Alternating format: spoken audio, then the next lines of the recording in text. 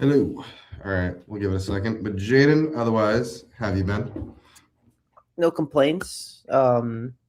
Busy, busy with Yeah, I mean, we'll kind of dive into it more, but you were very busy over this weekend getting to go with this Canes hoops mini little run. How yeah, what was that like? fun weekend. Fun week. It's cool experiencing March Madness for the first time, especially covering it. It's pretty cool. A lot more access than you would think than you get for football. So definitely grateful for that experience. Yeah, well, that's awesome. But without further ado, welcome back to another episode of Miami Primetime Live. Shay here with Jaden, brought to you by FanDuel, as always, and now findable on all your favorite podcasting platforms. Everything Voice of College Football you can find on your favorite podcast platform. So definitely be able to check us out on anything that you prefer. But yeah, I mean, just we'll talk a little bit about it. Jaden, how was your? I mean, you talked about the access, just the energy. Really, what was it like going on that run? Oh, you know what? Never mind. We should probably start We with should we talk about the elephant in the let's room. start with the big. Let's elephant in the room. Today's pro Uh, day. I'm still currently wearing it Both of today. us in attendance. Long pro day. These pro days are long. The more I Yes. realize how long they are, but nevertheless, another great pro day. And as Mr. Ichi said, NFL Factory. Thanks to Mario. When Mario Cristobal first got here, very few people were at pro day. Very few people at all. Scouts, recruits, anything, even media. These last two pro days, which I've had the pleasure of attending, have been absolute scouts, NFL media, regular media, whatever media you could think of, they're at the U for these pro days to watch these guys play, to practice everything. Last year was Cam Ward. Everyone wanted to see what Cam Ward do. NFL Network was there. ESPN was there. ACC Network was there. This year was different. No real, the quarterback wasn't the main event. It was the defensive lineman. It's Bain, it's Mesidor, and the offensive lineman, CC Maui Noah. Different kind of environment. Didn't matter. Still a very packed crowd and environment. Shay was over 100 NFL I mean, personnel. over 100 NFL scouts. They're trying to see if it was a record. I remember they were telling us a little bit. May or may not be record. We're not sure about that, but it was packed to the brim between scouts, family, friends, media, covering the entire thing. Six And NFL head like, coaches, several GMs. It yes, was big. It was massive. The New York Jets, my New York Jets, were probably the main contingency there with Aaron Glenn, the head coach, Darren Muji, the GM, several scouts, and Frank Wright, the OC there. It was packed. It was packed. You have to find your own spot to get a really nice view of everything. Last year it was almost impossible to watch Cam throw. This year, there was this one area in in Green Tree or the practice facility where there's the whole circle where Akeem and Bain are trying to do drills, and you can almost get nothing. There's yeah, nothing for like us. yeah, you gotta raise your phone up and keep We're like an this. eye on it to really see what's going on.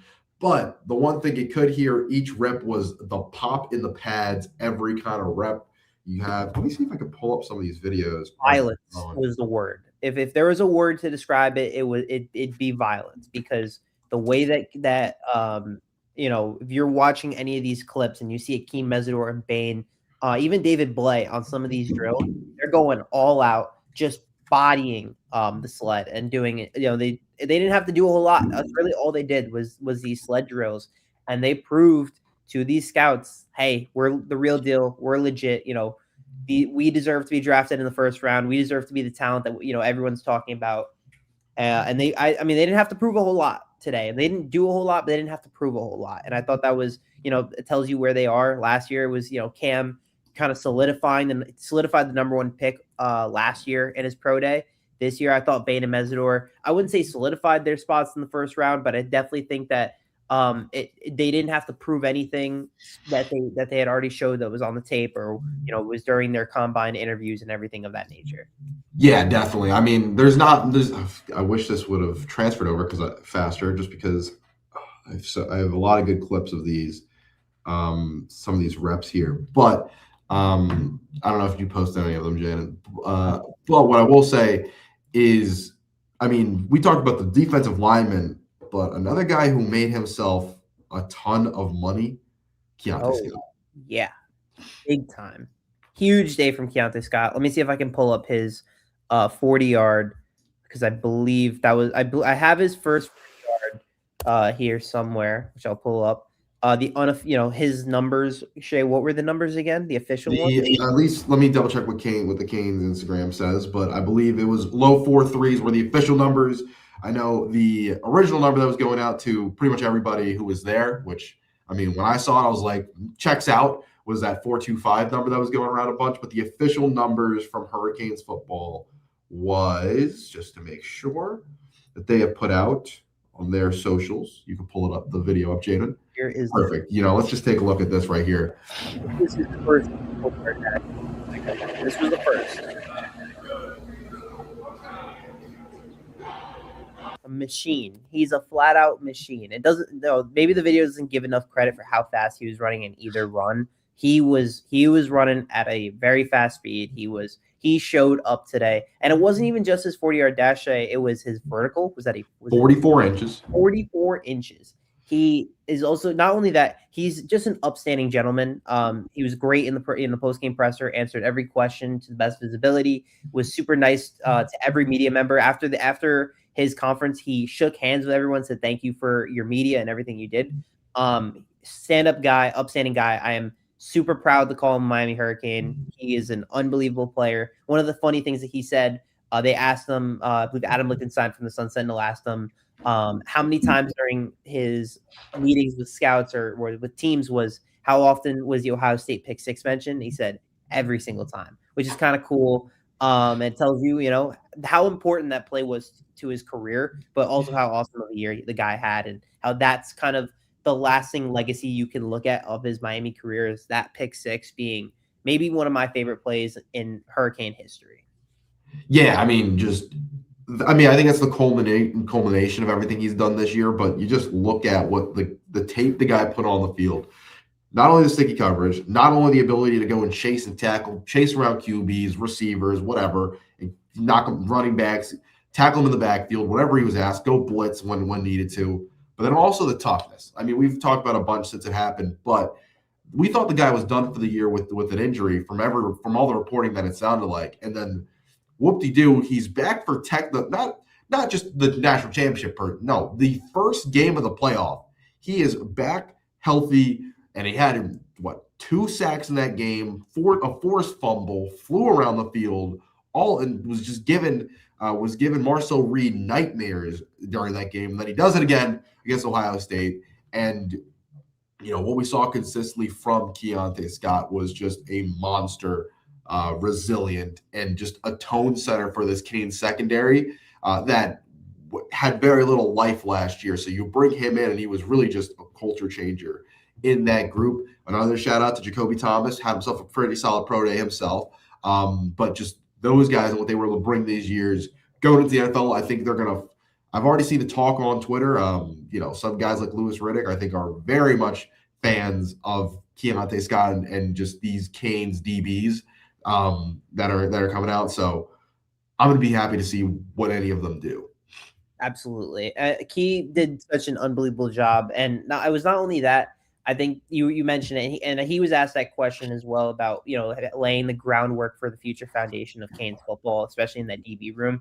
And he was very open about how he thinks that year really helped them, and how Miami really changed the way that he was looked at, and how, now no one's really had a better perception of where they belong or where they should be over the last 2 months more than Keontae Scott. If you talk about a player that maybe, probably didn't have any NFL aspirations as he entered his Miami career, and leaving it with the potential of a second round pick is a pretty awesome, thing. And you credit him for how well he did. And also, yeah, you're right. Shout out Jacoby Thomas. Another guy that I thought has kind of been under the radar, because every time I watch him, I think of a physical, violent safety that can go downhill, is aggressive. And not only that, he's a pretty good zone guy in zone that can play pretty well. Tracks the ball very well. The team was second on the team in interception. I think Bryce kind of overtook him by the end of the year. Has great hands, can do, does everything pretty well. Like, he's a violent, physical guy that kind of lived up to that ESV.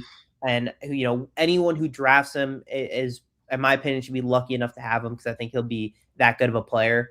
I think, all the guys, pretty much everyone, I would say of the guys that participated today in Pro Day, majority of them kind of proved themselves or had a very good day in terms of, who they were trying to be and act like, maybe with the exception of a couple guys that we can get into later. But I thought that for sure, guys like Jacoby, I thought CC Maui Noah with what, his running, I believe was like allegedly like one of the fastest. 5:02, I believe. Yeah, I saw someone say that it might be one of the fastest. I think it might have been like I don't know. I mean, I'm not 100% sure. I think it's all like 80th percentile since like 1999 or whatever. Yeah, it what I was saw. it was some crazy thing. It was unbelievable. Whatever they were talking about with CC.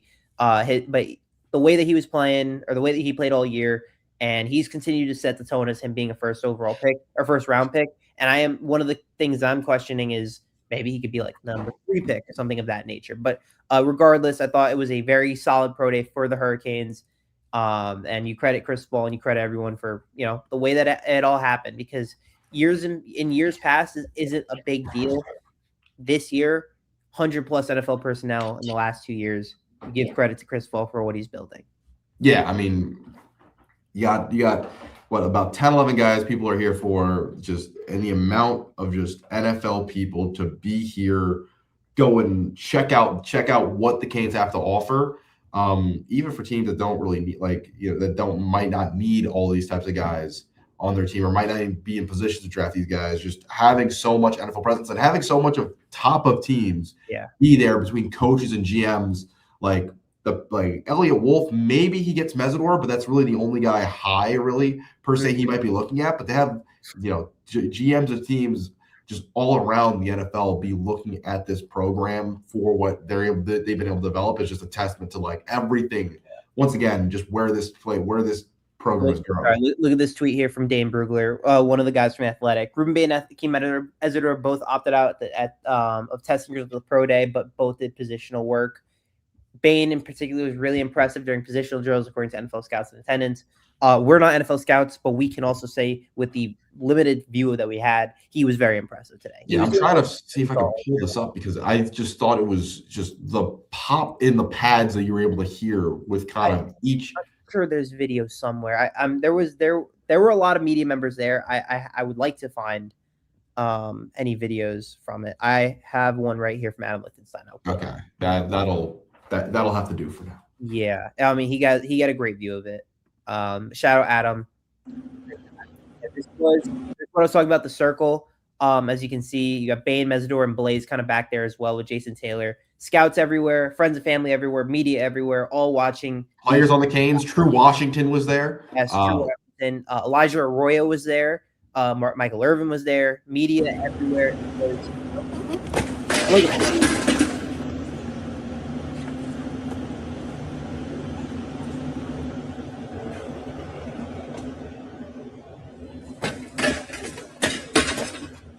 There's one word for that, Shane. That's violence. That's violence right there. Yeah, exactly. And that's just the way those guys played all year. And you just kind of Sebastian Vaughn had another good video that I remember that I saw with just Bain completely wrecking the pad. But they were so impressive to just see live in action, just kind of that up close, just what they can do. And regardless, you're going to get two, regardless of who you had, if you're able to draft either one of them, you're going to get a violent, physical guy. Jason Taylor does a phenomenal job. Those guys, you saw him leading the drills right there. And whoever that group, even David Blay, if he gets drafted, you're going to get violence out of them. Here's the next video. This one from our good friend Sebastian Font. Go follow him, obviously. This one.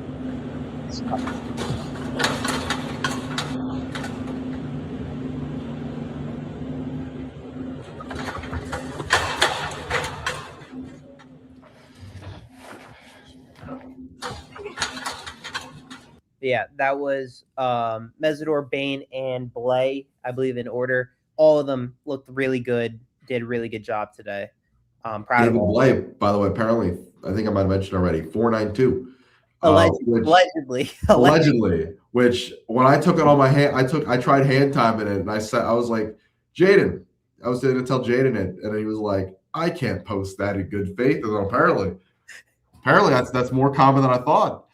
You know what's crazy is that I do have video. I have video of this Blay run, but before I do that, I got one more video. This one from Cameron on NFL Network of more drills from them that we didn't get to see because they were. I mean, everyone was watching these two guys. Yeah, it was packed. I mean, God.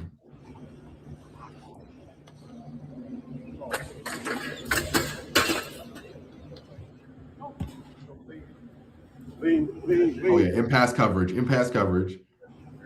little versatility over the shoulder. Send him out there with Carson for the drills.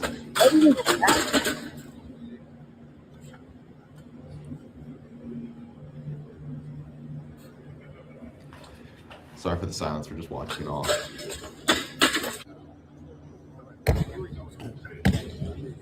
Well, for those listening on podcast services, we're currently watching them go through the bags. Key Mesidor over the shoulder, high pointing it. What a catch! Going up for that one right there. You never know. Your DMs nowadays they got to cover a little bit here and there. And I mean, every time you do that, pop in the pad as they kind of throw it off. Like, yeah, that was I didn't know they had all. I did not see half of these drills. I'm so honest with you. I thought there were less than that. But a great day from the two of them, and they really did show themselves. I do want to show one more video because I do think this is funny. I didn't even film it. I didn't film his dash because I firmly believe that there was no way that he ran a 4.92. Shay, it was ridiculous, crazy. I didn't like look. I looked at my phone. I'm like, hey. I mean, he looked like he was moving, but I was like, huh, good on him. I thought both of them were very explosive in deep water. I thought Bain packed a lot more violence on those sleds. But Mesidor too. They both had really good days. I thought they both proved it. The way that at least the media was saying was that Bain had a great day. It was hard. Like for us, it was kind of hard to see. There was media and scouts and reporters everywhere. So it was really tough just because also we were being told, hey, stay outside of like the lines. Then all the media people would go, and then we like, I guess we're going too. And then it's you go around, and then all the fans and family and scouts are packed around the circle because obviously they get priority, of course. And they're there for a reason. And then you try and peek over, and it's kind of a little tough to see. But I mean, from everything we both saw, they look phenomenal. Yeah, everything we saw, what we talked to, and it was awesome. We were there. We had a great time. We were there from like 2 to 6. It was a long time there, but a great experience. I was there last year too for Cam's Pro Day, which was just it was crazy. The whole event was crazy. This one too. This one to a little less extent, but I mean, there were more players willing to be drafted at a higher, instead of like last year was, to me, it felt like it was Cam and Arroyo with a little bit of Restrepo, and Restrepo actually hurt his stock through that. But this year was more watching, pretty much everyone, not only Bain and Mesidor, but also CC, even Carson, because Carson threw, and Carson was the last of everything. CJ Daniels, who had an up and down day, I'd say. Yeah, I would say of the two receivers there, I would say Keelan was the more consistent, but CJ had his flashes. I don't know his name, but there was this young Saint. I mean, there was a Saint Thomas receiver who was there who was. I mean, he showed some flashes. Yeah, the kid showed some flashes as well. But I thought CJ still had his moments. I thought he showed a little bit of frustration on a couple of those drills, especially I don't know if it's a 3-cone or the shot. I think the 3-cone. We did talk about Keontae Deepwater. If you pull it up, we did talk about Keontae and that 4.340. I'm surprised they got bumped up. Yeah, to 4.3 just because we watched it live. And we're like, yeah. When we saw it live, we're like, damn, that was fast. Yeah. But then we saw 4.25. I was like, whoa, that's crazy. And they pushed it back to a 4.3, 4.38-ish, whatever. He ran fast. He proved it. We said it already. I thought he proved himself entirely. He raised his draft stock over any other player today. Yes. I mean, that 44-inch vertical, all those numbers. And I understand, yes, teams' pro days, usually the numbers you could say are maybe inflated. I don't really care. These are the numbers that we have. So we're going to talk about the numbers that we do have here. I'm going to assume that it was a 4.340. And I thought that was absolutely. If you watch Keontae Scott play, it shouldn't be a surprise for Keontae running maybe 4.2 might have been a little much, but like 4.3. Yeah. Are we surprised Keontae can run a 4.3 when we've seen him chase down, like Marcel Reed, Chambliss, like in the playoffs? Like Keontae's that guy. Like, yeah, he's absolutely that guy. He's a dog.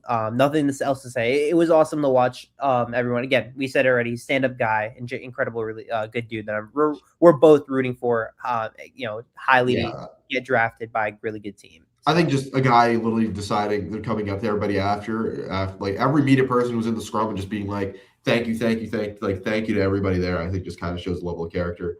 100%. Yeah, I mean, Shay, how would you describe Carson Beck's pro day today? Carson, I mean, it wasn't. I don't take too much really into QB's throwing, really, just at all, just because like it's a scripted set of throws. He knows the throws he's going to do. The coach knows the throws he's going to do. He's throwing to receivers he knows. I don't take too much into it.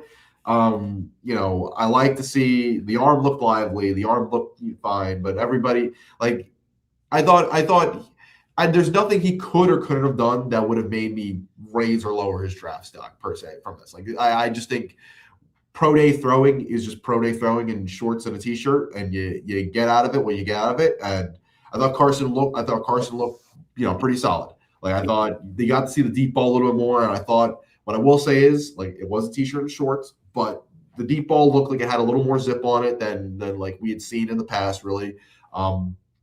At least that's what I'll take away from it.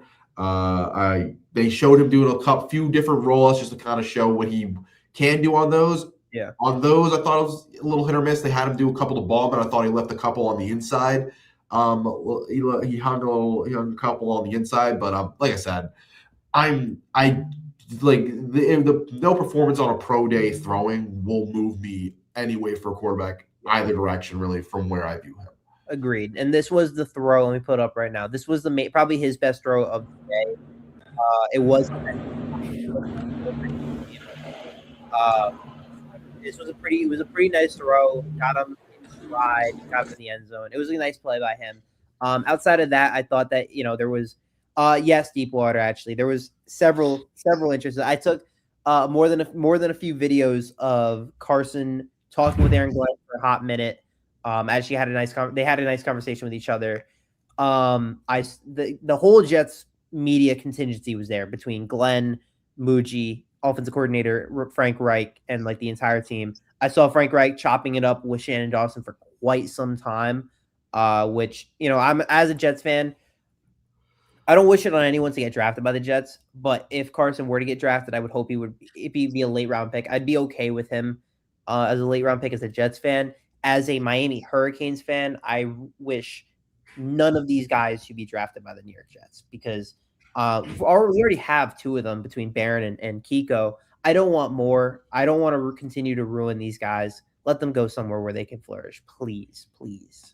And I guess on that note, we'll kind of go down the list, but what are your favorite, per se, team fits for some of these guys? I think it's a fun kind of thing to go about.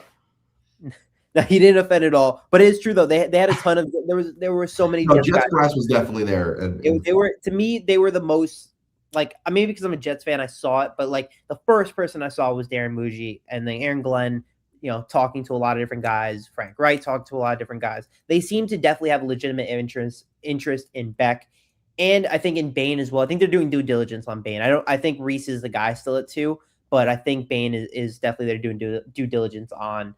I'm curious on the Bain stuff because for forever I was so set on like the Jets, but the Jets moving to now this 3-4 doesn't seem to. Sorry, let's pull up the draft order as well so we can kind of see. 2020, 2026 draft order. Not that some of these will per se. Yeah. You can. I have Tankathon pulled up, so okay. That'll. I think the first team to me that kind of makes sense. I'd say 3 teams. I think that right away makes sense. I think Washington. And if you put that on screen, that'd be phenomenal. Oh, sorry about that. No worries. Yep, here we go. Yeah, I would say so. Washington at 7 is the first one that intrigues me. I was originally thinking 4 for Tennessee, but I do think Tennessee needs to help Cam Ward rather than help their defense. First. I like Washington a lot there. Washington needs to get younger at the defensive line position.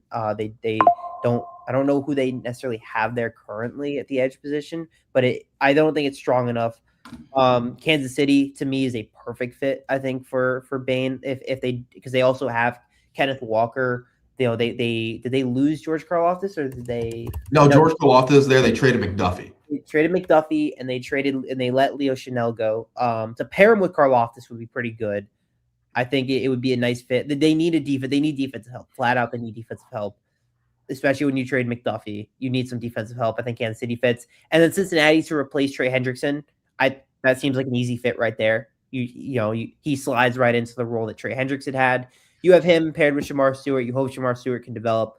That's two young guys on a defensive line that was one of the worst in the NFL. Tampa's the other team, but that's a little bit kind of farther down the line. Yeah, I don't think Bain could slip to 15. Yeah, I don't see him getting like a higher range on a measurement. Oh yeah. Yeah, I think he's top 10. Top 10 is where I think Bain goes. And if I were to say three teams in the top 10, I think Washington, Kansas City, Cincinnati seem like the best fits for him. Cleveland, I don't think obviously doesn't need another edge with Myles Garrett.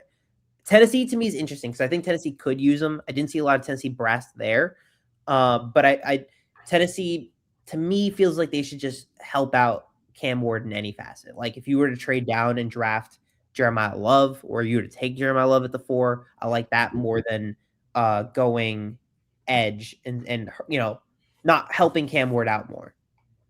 Yeah, definitely. I think Bain. I would, if I was the Jets, I would still consider him. Bain. Agreed. Jets. Depends. Honestly, I think the Giants might think about it depending on what happens with sorry, I'm blanking on the guys. Thibodeau. Yeah. I could see that potentially being something, especially since Bain has like inside-outside versatility, so you can move him around. Probably a good point. I think Cam will probably push for a guy like CC. I agree. I think Washington, just around Washington, New Orleans is old. They can always get younger. I could see them. And then Cincinnati. I honestly, Kansas City as well, just because Kansas City had no pass rush. I think this stretch here from 7 to 10, I could easily see any of them taking. Yeah. I know originally it was the thought of, he's going top 5 for sure. I've definitely cooled off on that over time, which is not a testament to him, but more a testament of a fit thing. And I think fit-wise, 7 to 10 is just where he fits because all these teams really could use him more than – like the Jets obviously could fit him at 2. But I do think Arvell Reese is the move if they are going to stick to a 3-4, where Arvell Reese is an off-ball linebacker. He can also be a really good edge, very versatile in that stuff. Bain to me more – I'm going to get him as an edge, maybe even have him. I wouldn't have him inside, but has an edge, a guy that can help you in the run game, go outside. I'd rather him, there, considerably, which I think Kansas City is a team that does that a lot, and Cincinnati too. I think Cincinnati, when you lose Trey Hendrickson, you're going to need a replacement, and I think Bain fits that spot right away. Yeah, especially since their first-round pick last year was very unproductive. 100%. Shamar Stewart, that's the name. Yeah, he was very unproductive. So they still need a lot of help in that area. And I think Bain, especially against, in terms of run defense, Bain can help out a bunch. But let's move on to the second highest projected person, that being CC Maui-Noah.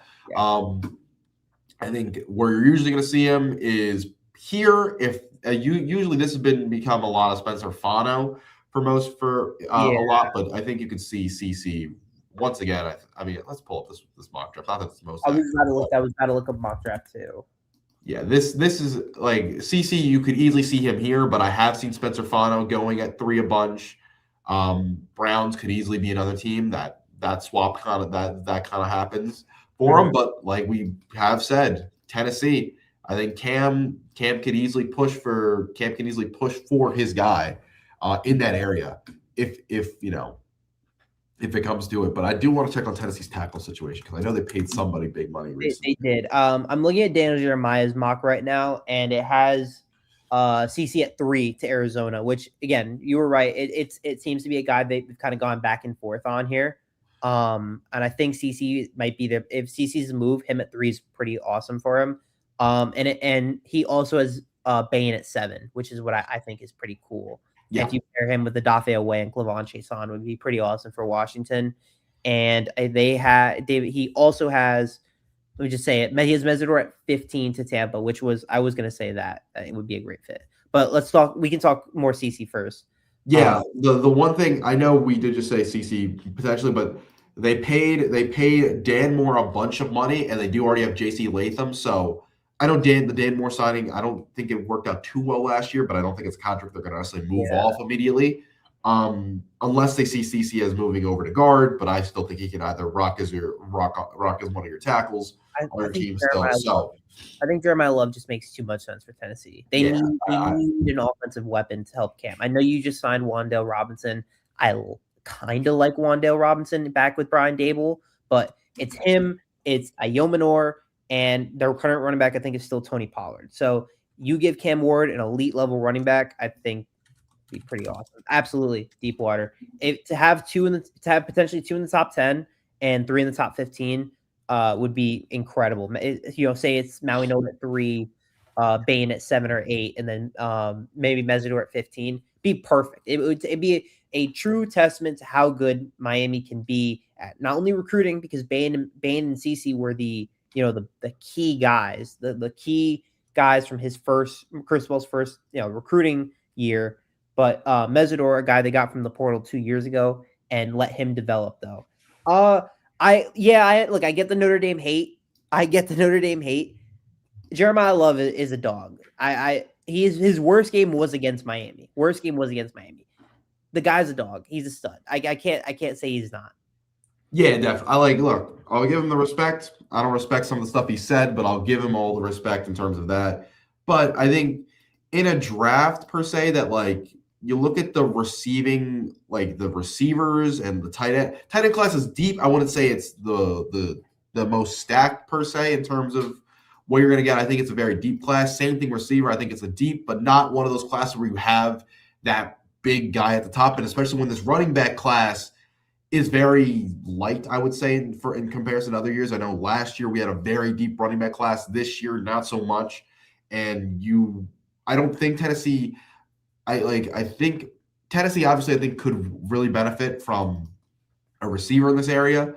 I just don't think there's one worth taking at 4 per se, where if you're getting a guy like Love in there and if the offensive line can be manageable, I'm not going to say that. I think you could see him succeed where a guy like Ashton Genty was really unable to succeed last year just because of how bad the Raiders' entire offensive situation was last year. So I think Love, the size, the breakaway speed, he loves to hit that hurdle button. Does it work all the time? Maybe, maybe not. The receiving ability, I think, is another thing that teams are really like with him.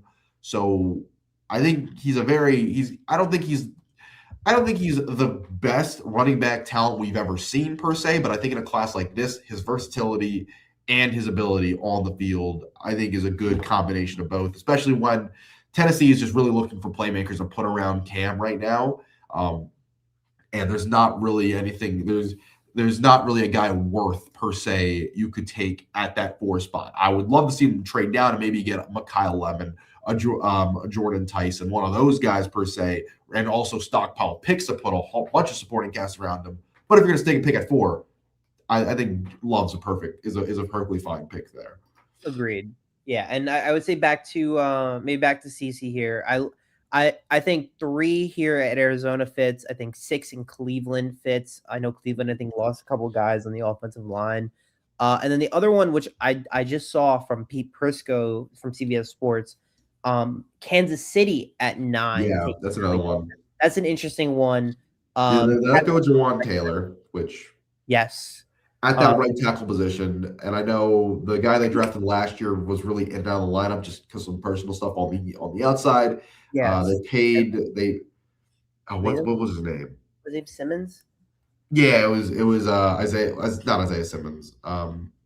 Simmons, whatever. Sorry, I'm blanking on the first name, but he was in and out because of personal stuff. You have the guy the tackle they signed from the 40. Say that again. Josh Simmons.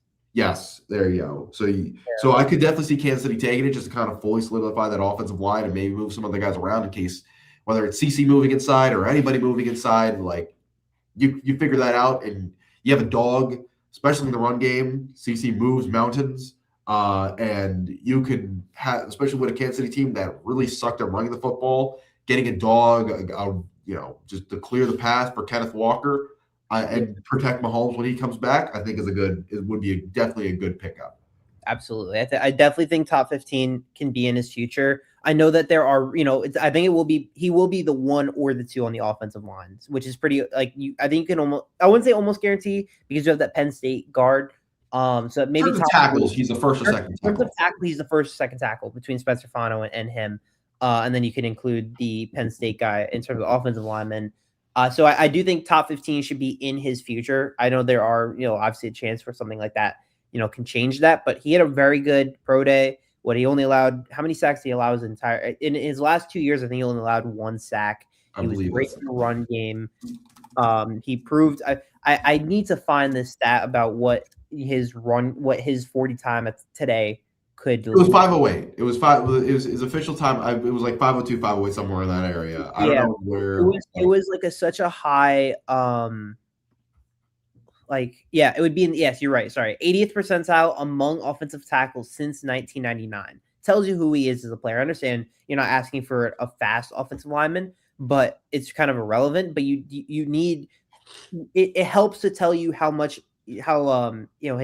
his technique or his quickness in space or just the way that he's able to move. If he can move like that in the comp, as a 40-yard dash, hopefully that can translate. There was this agility drill that he did where we couldn't really see it very well, but there was this agility drill that he did that he crushed it. Just really, you saw him flying. You're like, how can a man that big move that fast? And it's just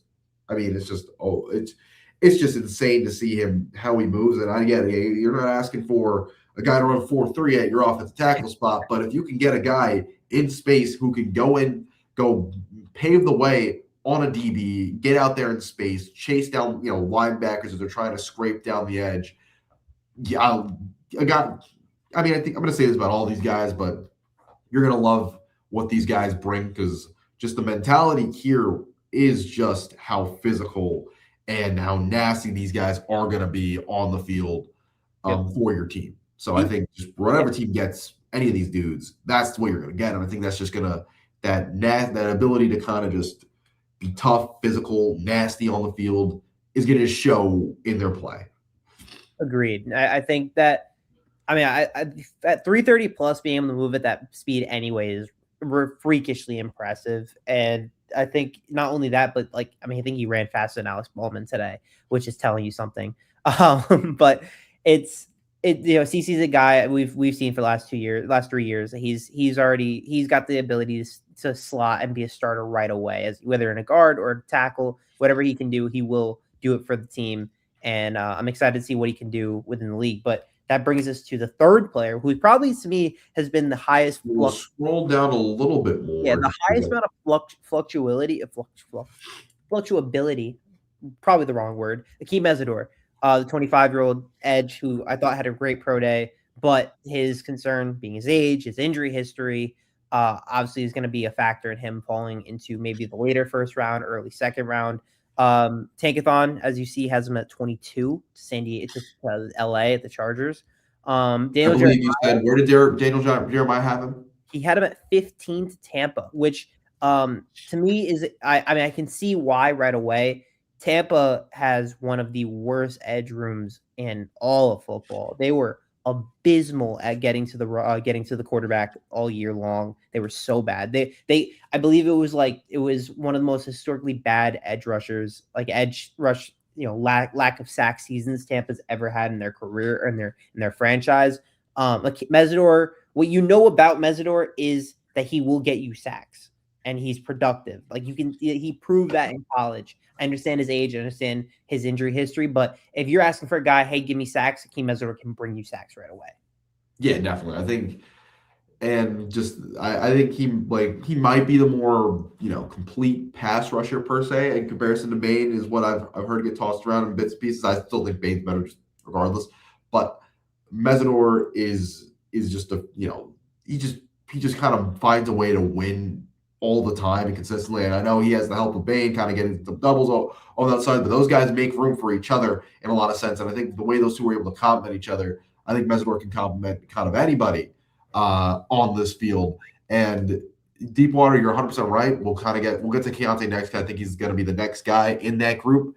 But I think Mesidor, Mesidor, really his range is from this 15. I think this like middle of the draft downwards is what you're going to see. What I will, I'll say it once and I'll say it again. That this pick 31, I saw Elliot Wolf having not maybe not the longest discussion, but a pretty lengthy discussion over with Mario Cristobal, and I'd like to think that might have been about this man right here. So fingers crossed. I mean, not if nobody likes the Pats here aside from me, but what I will say is I would love to see after last year when we got when we had Leonard Taylor and we had Andy Borregales on this team, another big time guy here at 31. I would love if Hakeem Mesidor fell that far just for my own selfish reasons. Obviously, want this guy to get the most money, but you get the most money, getting a second contract, be productive with Patriots, get a second contract, Hakeem Mesidor. But yeah, Pete Prisco has Hakeem Mesidor at pick 30 to Miami right before New England. Has him at the tied with Cassius Howell for fourth among edge rushers, which I think is fair. It's interesting the way that Prisco says it. He says they need pass rush help so they can take a local product to liven up their pressure. He's older at 25, but he'd be a nice addition to their defense. I agree. I think the age will be a factor in him falling, as I've said a couple times. But I do think he has proven the production and his ability to be able to play and kind of plug and play right away and step up and kind of play that ball, similar to the way that Keontae Scott can be looked at because of his age or his injury history. Both these guys are ballers. They're ballers, and we've watched them play, and they've proven it on the stat sheet. They don't necessarily need. It's dumb to be thinking about 10 years down the line in a league, first of all, that has players average over 3 years about playing in the league. Focus on what you can bring right now to make your team better right away. And Keontae Scott and Hakeem Mesidor can bring that right away. Yeah, and just to go back on that second guy you mentioned, Keontae Scott, where would you like to see him go? I know that it's not per se. Well, let's do full order, I guess. So I think really these first couple of rounds are where you could easily see him, especially what he's done with his draft stock recently, especially. So where is a good fit that you would like to see him land? My bias right away says number 44 at the New York Football Jets. That's the so not 33. No, 33. Now we're okay. So I'm thinking in my head as a Jets fan, I say the Jets go Arvell Reese at pick 2. They go 15. Say they go or 16. Say they go if we're lucky, they go Mekhi Lemon. Then you have pick 33. Now I am concerned that if we don't pick him at 33, he would get taken between 33 and 44. I'm willing to take that risk because the Jets need help in every position. Like CJ Allen at 33 would be awesome. I don't know if he would fit at 44. I know Miami could use him for sure. I think any team can use Keontae Scott. If you were to say right away where he'd fit, you would be like a nickel position, right? You'd say like a team that needs a nickel. So you think what teams need a nickel? The Jets had Jarvis Brownlee, who was good until he was forced to play outside, and then he sucked as an outside corner. Was decent as a nickel guy, but I would love if he was played I think any team could use a Keontae Scott on their team. He's just going to be a fun player to watch. I think if you draft him, you're going to get one of your favorite players on your team. Denver at 62. I mean, I don't think Denver necessarily needs it. They did draft Jahdae Barron, who's supposed to play that role. And they have McMillan, one of their corners that is currently that. So it would be tough to fit Keontae there. It's a spot that I actually think might be one of the worst spots for them. Like I said, the Rams, they've gone for secondary this entire offseason. Why not one more? Love me some Marcus Jones, but Keontae Scott's just too fun of a player to not want one. So same kind of situation. Chicago is a team that, they lost a bunch of guys in that secondary that already wasn't the best. So Keontae Scott, another guy you can really think about in terms of stepping in there. I can't say that Denver could use a corner though. That's what I'm saying. I get the thought process. a You have the little bit, best but I corner think in football. between the fact that they drafted Janae Barron and that they already have McMillan, who's in that role already, it would be tough for Keontae to find time. And I Yeah. think Keontae is a guy who can go and impact you right away. You don't really need him to wait. Tampa, as another team, could easily go and use another corner. That secondary has really been hit or miss in large spurts of it. So like, I mean, hell, Cincinnati. God, do they need? Oh, you know what? Fair enough. Yeah, I forgot you're. I didn't realize you're a Broncos fan. Yeah. Which I just think you. I think you guys would just have a tough time giving him the snaps that he needs to play, just because you are very much set in that secondary, as of right now. But Philadelphia, another team, I could see easily Yeah. doing that. They Keontae Scott's a guy who could work on any team. I think like you can find a role for him. Like just toss him anywhere. I think he's gonna be make plays for you.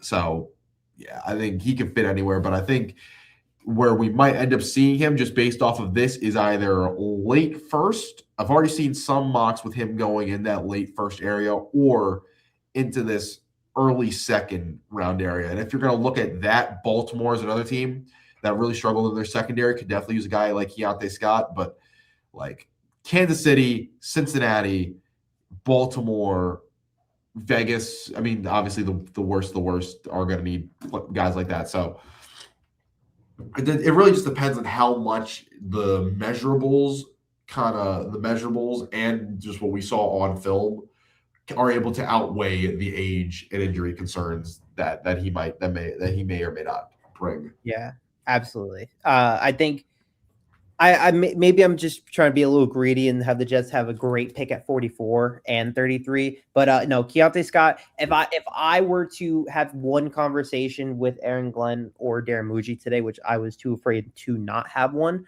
I would have said please draft Keontae Scott. That would have been my thing to them, because I do think that he's everything that we've seen from him all year long. So there's nothing more we can really say about that. So yeah. I mean, God, I mean, he's gonna make a team very happy, and I'm gonna be so happy to see him go and just be a monster on the field. If he's a Jet, I might have to get his jersey. Off of that, is there any? I mean, it's gonna be tough just because the rest of the guys I think really are trending towards third and fourth round to really say where. Yeah. Like, I don't know about the where spot. Maybe we could talk. Like if you were to say Beck, this is unbiased. I think the Jets actually are a decent spot for him considering the amount of veteran quarterbacks they have on the team. Yeah. And that he's not expected to take over that role. He'd kind of do what Quinn Ewers, I guess, did.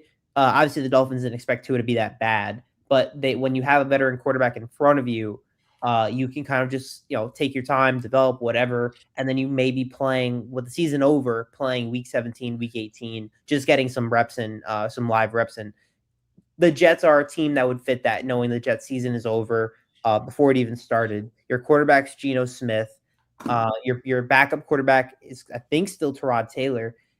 You would have a lot of veteran presence to work behind, and it wouldn't be the worst position. And Frank Wright is actually not a bad quarterback head coach. Yeah, I mean, like there are much worse spots, and honestly, like I don't I know the Jets suck because of the Jets and everything, but it's not honestly. I think there's worse teams to go to as of right now.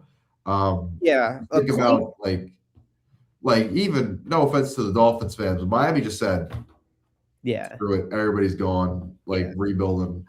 That from the top, from the ground up. We're going to take $100 million in dead cap and spread it out over 2 years just to make sure Tua doesn't play for this team. But in terms of Carson per se, I think this 4th, 5th round area is really where you're going to start to see him. This is where we start to see kind of like the quarterbacks who really don't go in that first round start to go.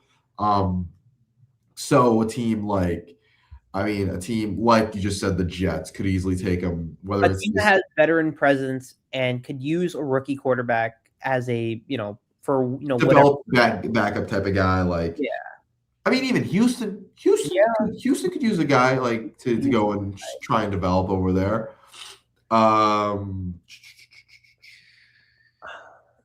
Maybe no, that's room seems LA maybe just because Carson would really fit in that like that run play action type of offense. They try to run. I know it might switch up a little bit, just obviously because Greg Roman out, McDaniel in, so things will change. But I think McDaniel is still a guy who likes to establish the run and then do a lot of fun stuff with the passing game off of that. Mm-hmm. So I think Carson could really work in that play action centric type of offense that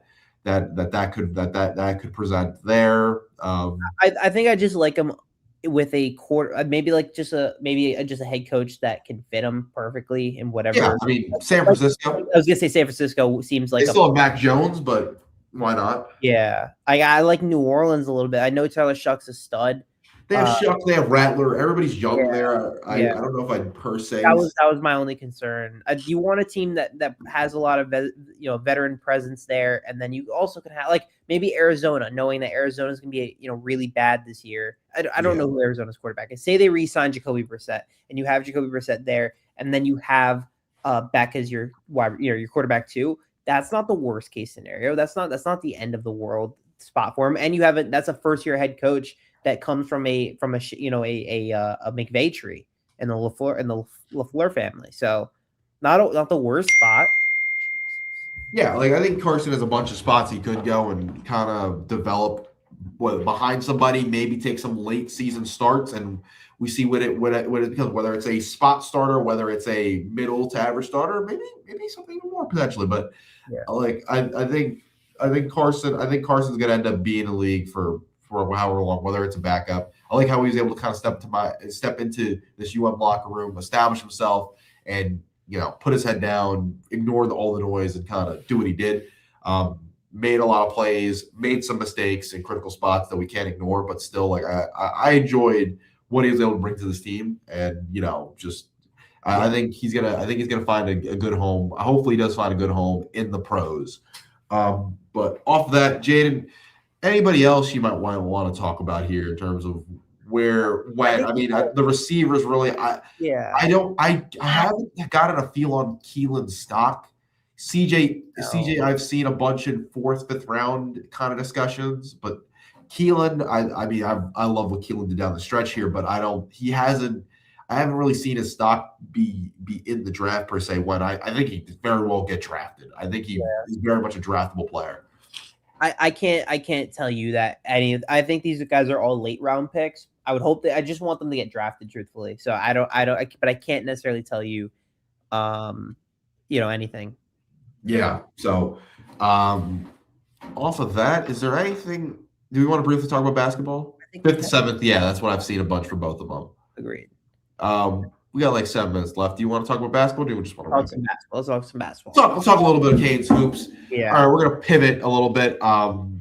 But good win first game. You end up pulling away there on Friday, and then Sunday, these guys fought to the very end. I will say a hard loss against Purdue and a team that you were up in bits and pieces, tied with in bits and pieces. That little late run where they go down by 7-8, they fight back, claw back to make it a 3-point game, and they just, was it a 3-point game? No, they clawed back to make it a 4-point game, just weren't able to get it done fully. Jaden, just reflect on what you really saw with this team this year, and also let's not just say the team this year, because we've talked about that a little bit. Just this postseason, what did you really see this team kind of accomplish? I'm really proud of this team. The post game presser after their loss to Purdue, in sitting there, asking them questions. I felt you can kind of see how much it mattered to all of these guys, especially the older guys, Malik Renew and Trey Donaldson and Jay as well. They really, everything mattered. Like the season really mattered to them. Year one, no expectations at all, and you bang out the one of the all-time best turnarounds in D1 history at 19 wins from last year to this year. It was just the way that they, exactly. This is the way that I keep thinking about it. They fought hard. It was a tough loss against a very good Purdue team because they held Braden Smith to 3 of 12 shooting, but then Trey Kaufman ran and Fletcher Lawyer is ridiculous. He's a nutty player. He shot I think it was 7 of 8 or 5, whatever his number. He missed one shot and he went 4 for 4 from three. They barely missed from three. They're just that, there's levels of college basketball. Miami was leading at half. Purdue is just Purdue. They have a team full of seniors. They have a team that has been playing together for a very long time. They're a very good team. And Jay Lucas held his own. The team held their own. They played a very, very, very good game of basketball. Ultimately, it just wasn't enough. And I'm just proud of the way that they showed. I wrote an article about this yesterday when I was in St. Louis for the game, and I specifically said that you credit and Malik Renew, Trey Donaldson, and Ernest Uday will forever be remembered in Miami basketball history as the guys that laid the foundation for the new era of Miami basketball, that got them back in national relevance, got them off the mat, and put them in this new era. And it's up to a guy like Shelton Henderson and five-star recruit Caleb Gaskins and Dante Allen to now, build off of that and keep moving forward. Yeah, definitely. I think what we saw from this team was just it's a fighting till the very end. Like I said, again, like the game could have easily like fully slipped away from them when they went down that little bit by 7. Then you see them, they come storm back in, they claw their way back in that game. And I know it has to be a 10-point game, but it was much closer than that. Just really the free throw game at the end really kind of gets you. But what this Miami team was able to do all year was show that there is a new era. And just like what I will say is in a game where Malik Renew had 7 turnovers and wasn't shooting his best from field, where Trey Donaldson was, I believe, 4 of 14 from field, having Shelton Henderson step up the way he did as a true freshman, as this guy that's really just been, he's been floating around playing his role really, but hasn't really been as aggressive looking for his own shot while these older guys have kind of led the charge. He just says, well, I'm going to go play my heart out, fight us to get back in this game, keep us within stretch while my guys are struggling. And he in a very much in many sense kept Miami in it when it very easily could have slipped away from them with those guys struggling. And just shout out to what he's been able to do this year and what he definitely can do. Hopefully hopefully he stays one more year, irons at the Kings, lets this very stacked freshman class who had guys with much more opportunity to go and be themselves this year, go and then make himself a bunch of money next year when he's able to kind of fully take on that the lead guy role potentially. Agreed. Some stats from this year. Shout out Kane's Research on Twitter. Unbelievable follow. I love this guy. Malik Renew finished with 662 points this season, which was tied for 5th all-time by a Canes player in a single season. Trey Donaldson is the first Canes Hoops player since at least 1970 to 71 with a 500-point, 200-plus assist season. And Shelton Henderson having a 56.7% shooting from the field is a freshman record by a Hurricane player and 12th best ever by a Hurricane player. And his points are Canes freshman record as well. It's an unbelievable season. Jay Lucas's turnaround was unbelievable. I have a 100% full belief in what Jay Lucas has for this team and what they can in the future. And I agree. I love Henderson. He was unbelievable in the paint. I have some quotes from Matt Painter. I believe he called him like a football, he's built like a football player. Yeah. But the way that he played was just incredible. Just big bodying at all times. He was just getting into the paint. He was so strong down low. He was having his way on some of these guys. Trey Kaufman-Ryan gave a lot of credit to him. Matt Painter gave a lot of credit to him. He said he's great. He's a stud. He can play for the football and basketball team. He just runs through guys. That's what he was. And I need him to develop a jumper in year 2. Develop a jumper, be the lead guy on offense, maybe hit a 3 here or there. He only shot like 30% from 3. I love what he can bring. Stay another year. Pair him with Dante Allen, who I thought actually had a very good tournament, was clutch from 3 when it mattered most. Because we had lost on Sunday, that Friday's game isn't really talked about enough. But Trey Donaldson down the stretch, hitting some incredible shots, and Malik Renew getting his way. Ernest Uday, and one stat that I saw that I found, they out-rebounded both Purdue and Mizzou combined 30-11, and they destroyed them in the offensive. I believe that was on the offensive glass separately. They destroyed them in the offensive glass. The free throw obviously sucks, but it's been a problem all year long. They just had a very good year. Lucas made a very good point about how great of a year this year was. And it was emotional kind of seeing the way that they reacted. I asked Malik a question of how he could kind of reflect on the season, and he was very emotional about it. He, talking about how much the season meant to him. I asked all of them that, And they got very emotional talking about this year. And it's cool to see that. These guys were so much fun to watch. They played with a lot of heart, a lot of fun. They were so easy to like and to root for. And you hope that this is a part of the culture of the Hurricanes program. Yeah, I think, and what this team built, just to kind of wrap it up, was they built an identity, they built the play style, they showed we're going to be physical, we're going to be tough, we're going to play, hard nosed defense, and then we have these seniors who are going to lead us. And in 1 year, they became the culture of what this Hurricanes program is going to try and be moving forward. And you can only wish the best for them just because of what they were able to do to put together this 1 year turnaround. And Deepwater mentioned it earlier on. Free throws killed us all season, but earlier teams are going to start calling. I mean, teams are going to start calling Jay Lucas's agent at a certain point just for what he's done this year. Hubert Davis, a name that his time might be in question apparently over at UNC. So give him all the money. Give him all the money. Every bag possible. And free throws was true. I've actually asked Jay Lucas about it pregame before they get that game because they shot abysmal against Mizzou. And I asked him, what do you do to kind of, knowing it's been a season-long issue, what do you do?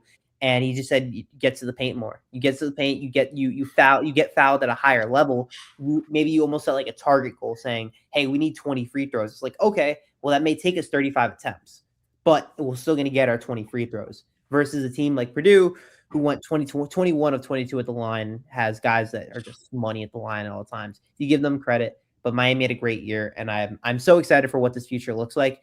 Shay, both of us got here at the end of the Larrañaga era. We got here the year after the Final Four run. We expected high things. Year one, our freshman year 2 years ago did not work out.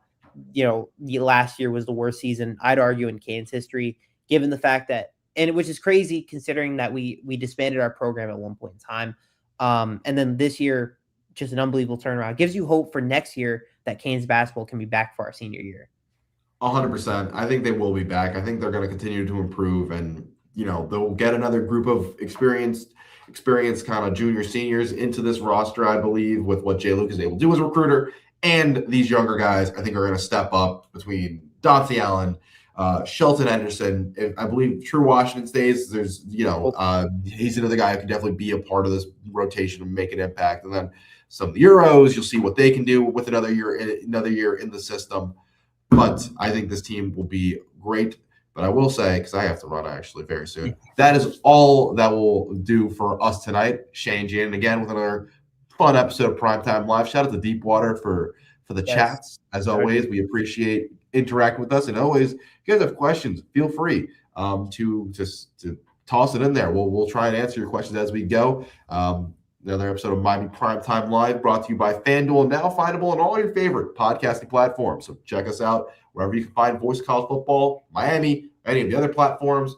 Hell, if you're a Florida fan, I guess they have them there, but I don't know why you'd be a Florida fan. Shout out to that one funny video that one random just hate on the Gators that we saw. I will say one of my favorite videos I've seen, just randomly, just out of nowhere. It's like, Gator hate randomly. But if another fun episode, hope you all have a great day. Jaden, will you be back on Thursday? I will be back on Thursday for the call-in show. I will be attending pretty much every spring practice as we go forward. So I will be giving you as many updates as I can over the course of the spring season, which I'm excited for, which will be fun. So thank you guys for tuning in. We will see you guys. I'll see you guys on Thursday. See you guys next Monday. Hope you all have a great day.